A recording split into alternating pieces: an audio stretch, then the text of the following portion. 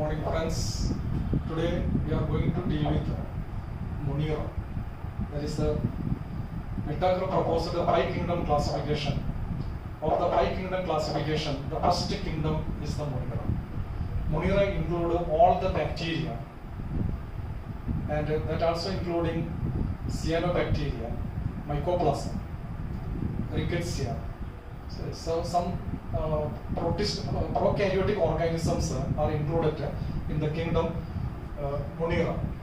So generally we say that all the bacteria is coming under the kingdom Monera. Okay. So what are the other characters of this kingdom? Let us see some details about the Moneran organisms. Okay. So first all the bacteria is included in that, and how were it actually distributed?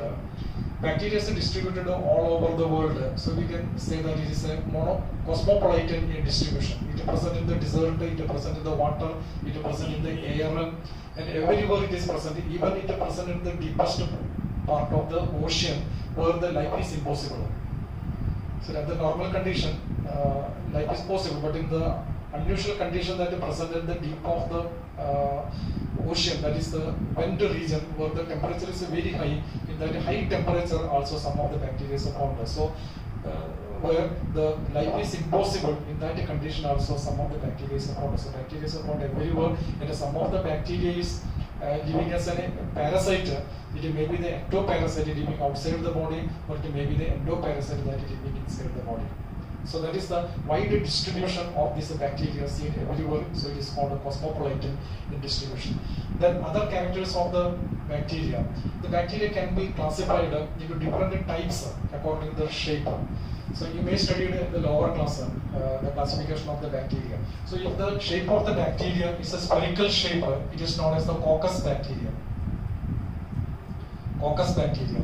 If the shape of the bacteria is rod shaped, it is called a Bacillus bacteria. Bacillus. If the shape of the bacteria is a spring shaped, or like this, it is known as the spiral bacteria, or it is called a spirillum. And if the bacteria, some of the bacteria is a comma shaped, it is known as the comma shaped bacteria, or it is called a vibrio bacteria. So bacteria are classified into different types according to the shape. That is the Coccus bacteria, Bacillus bacteria, spiral shaped bacteria, spirillum, and vibrio shaped bacteria. Each bacteria having a particular group of the organisms. Some of them are useful and some of them are harmful as it is producing the disease in plants and animals. Let's see here, the Bacillus bacteria again classified into different types according to the nature of the flagellum present on that. You know, one very important concept in bacteria, cilia is totally absent. Bacteria having the locomotor, those moving bacteria or bacteria which is showing the locomotion, it has only flagellum and flagella and not the cilia. Cilia is totally absent in the Monera, in the bacteria. Then how the flagella is arranged? If the flagella is arranged on all sides of the body, means this is the Bacillus bacteria, and the bacteria having flagellum on all sides, then it is called a peritrichous bacteria. Peritrichous bacteria. If the flagella is arranged only at one end, see here like this, it is called a monotrichous bacteria. Mono means single. Monotrichous bacteria. If the flagellum is arranged on both sides like this, it is called amphitrichous bacteria. Amphitrichous. And if a flagellum is totally absent, like this, totally absent, no flagella, it is called atrichous bacteria. Atrichous. And if a flagellum is arranged at one end in a tuft, like this, it is known as a lophotrichous bacteria. Lophotrichous. So bacteria, especially the Bacillus bacteria, classified into different types according to the nature of arrangement of the flagella. Cilia is totally absent. Okay, so that is the shape and classification of the bacteria according to the shape and number of the flagella present in that. What are the other characters of the bacteria? The bacteria, you know that it is a very simple organism. It has no eukaryotic cellular structures present inside. It is very simple. The structure of the bacteria is very simple. It is only a cell envelope and a cytoplasm present inside that having no cellular organelles except ribosomes and nuclear materials, that is DNA. And all other cellular organelles like lysosomes, endoplasmic reticulum, Golgi body, all these are absent. The cell membrane showing some folding, that is called lysosomes, and some chromatophore is there. So the structure of the bacteria is very, very simple, but at the same time, the behavior is highly complex. So that is one of the very important properties of the bacteria. The structure is very simple, but considering the behavior, the bacteria is very complex, highly complex. Bacteria is highly complex. Very important point that. And then the bacteria, when we consider the bacteria's mode of nutrition, all the different types of the nutrition is observing in the bacteria. So bacteria is the most metabolically diverse, most extensive metabolic diversity in the micro organism of a bacteria. Bacteria, all the different types of the nutrition method, that is the heterotropic, autotrophic, chemosynthetic, photosynthetic, and all the different types of the, even the decomposers are also present in that. Retrievers, all the different types of the nutrition method is the most extensive metabolic diversity is seen in the bacteria. It's a very important point. Then see, the bacteria are grouped into two types. So what are the two types? And what is the base of the classification of the bacteria into two types? It is according to the cell wall. The nature of the cell, according to the nature of the cell wall, the bacteria is divided into two types. That is the eubacteria and archaebacteria. Archaebacteria and eubacteria. I already told Carl Woese divides the bacteria into two groups, two kingdoms. So that is a eubacteria, bacteria kingdom, and the archaebacteria kingdom. So bacteria divides into two groups, archaebacteria and eubacteria. Is according to the nature of the cell wall. So once the question asked in the NEET examination, what is the difference between the eubacteria and the bacteria? The different eubacteria and the archaebacteria, the difference is in the cell wall. Okay, then see archaebacteria. Let us take the archaebacteria. Archaebacteria, there are three groups in the archaebacteria.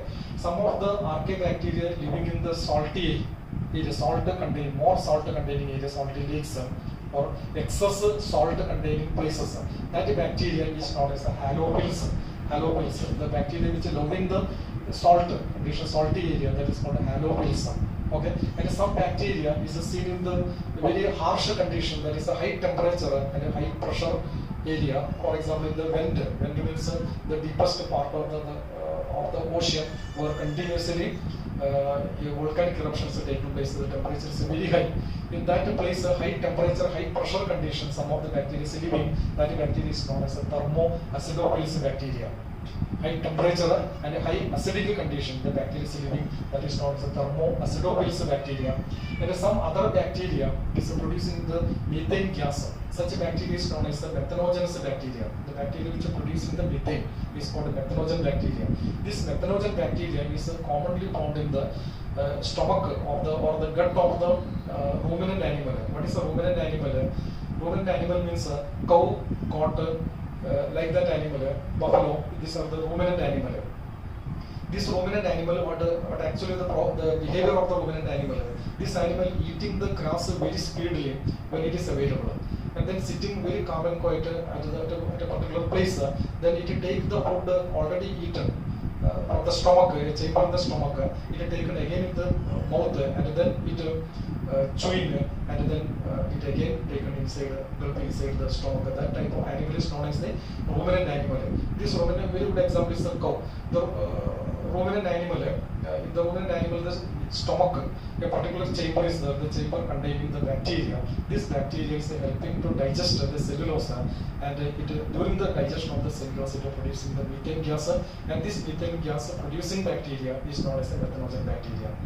Okay, so bacteria is classified into three types. That is the halophils, living in the high salt area, and thermoacidophils, high temperature and high acidic condition, thermoacidophils, and producing methane gas, that is a methanogen bacteria. That is the reason why the cow dung is using for the biogas production, because the cow dung containing this bacteria, it is helping for the digestion of the cellulose, plant materials, and producing the biogas. Means methane is a major component of the biogas. Okay, so that is the classification of the bacteria. Then see here the eubacteria, archaebacteria. The eubacteria means a true bacteria. The true bacteria having a very rigid cell wall. Very rigid means a very strong cell wall, and it may be, if it is a moving that containing the flagella. Cilia is absent, flagella may be one or two or both sides or all the sides, or flagella may be absent. According to that, classification is already discussed. Okay, and this coming bacteria, two bacteria also containing a particular group that is known as a BGA. BGA means blue-green algae. BGA, blue-green algae. This blue-green algae, they are containing the chlorophyll. The chlorophyll is near about similar to the higher photosynthetic organism, means plants, etc. And this cyanobacteria, when you observe the cyanobacteria, you can see that the cyanobacteria, before that, the cyanobacteria, it may be unicellular, or it may be colonial, living in a group, or it may be filamentous. Okay, if it is colonial, or it may be filamentous or single, the outer covering, there is a very mucilaginous, gelatinous outer covering present over the blue-green algae, and this mucilaginous protecting the blue-green algae from the antibiotics or other chemicals present in the surroundings.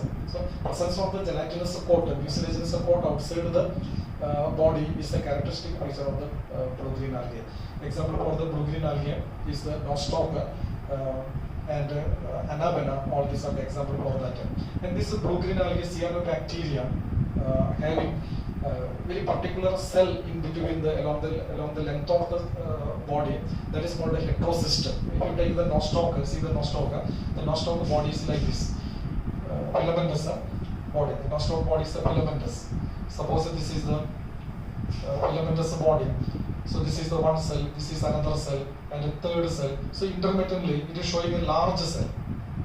This is the large cell. Then again small cell, again small cell, again small cell, and a large cell. So like that, it is repeating. When it is repeating, the cell repeating, at some place it is showing the large cell. And this large cell showing a particular arrangement structure, and this is known as a heterocyst. And this heterocyst, this heterocyst is very important because it is helping for the nitrogen fixation, conversion of the nitrogen into nitrate and ammonia. That is called a nitrogen fixation. This nitrogen fixation is very essential to increasing the productivity of the crop, to increasing the nutrient value of the soil. It is very important. So heterocyst, that is the significance of the cyanobacterium in the nature. Okay. Example for the cyanobacteria is a nostoc and anabena. Okay. Then some of the bacteria is a chemosynthetic bacteria.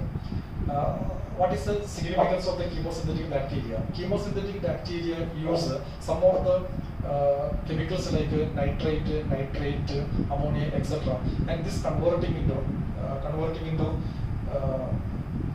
useful form, nitrate, and during that process it actually oxidizing the nitrate and ammonia. During this oxidation, energy is releasing, and this energy is released in the form of the ATP, adenosine triphosphate. So it is useful chemosynthetic bacteria. That is why it is called chemosynthetic bacteria, because the chemicals are oxidizing nitrate, ammonia, and producing the energy. So it is all the activities of the bacteria. So this bacteria is known as a chemosynthetic bacteria. So like that, some of the bacteria are also helping for the recycling the element in the nature. Recycling means take something from the soil and again it moving to the atmosphere, then again into the organism, then coming again to the soil. That is a recycling of the nutrient. Which nutrient is recycling with the help of the bacteria? Phosphorus, nitrate, sulfur, iron, all these elements are recycling with the help of the bacteria. Iron, phosphorus, sulfur, ammonia, etc. Nitrate, nitrogen, etc. All these elements are recycling with the help of the chemosynthetic bacteria. So chemosynthetic autotrophic bacteria is very significant, concerned with the environment, concerned with the nature. Okay. Then some of the bacteria. So we say that the bacteria, eukaryotic bacteria, the bacteria is the most abundant organism in the nature, microorganism in the most abundant microorganism in the nature. And this microorganism also helping for human welfare. For example, in the curd making or ghee making, some of the milk product They are carnicidal bacteria. And some of the bacteria also harmful to also. For example, it produces some disease in plants, and some of the bacteria producing disease in animal also. For example, typhoid, cholera, and citrus canker disease. All these are caused by the bacteria. So bacteria is both useful and harmful. Okay, and if you speak about the usefulness or the harmfulness of the bacteria, it requires a long time. There are so many useful and harmful effects of the bacteria in the human welfare. Okay, so that is the different types of the bacteria. So what is the difference between eubacteria and Arbacteria? Archaebacteria, the difference is in the cell wall. Once a NEET examination asks this question. Okay, the one more group belong to this bacteria is the mycoplasm. Mycoplasm. So what is actually mycoplasm? Mycoplasm is a type of the bacteria. They belong to the bacteria, eubacteria, and it has no cell wall. So an organism without any cell wall is the mycoplasm. And mycoplasm can live even without oxygen. So the mycoplasm is the organism, bacteria, Moneran organism, and it has no cell wall. And it can live in the place where oxygen is absent. Anaerobic condition. At the same time, mycoplasm is the smallest living organism. One of the example for the mycoplasm is the PPLO. What is a PPLO? PPLO means pneumonia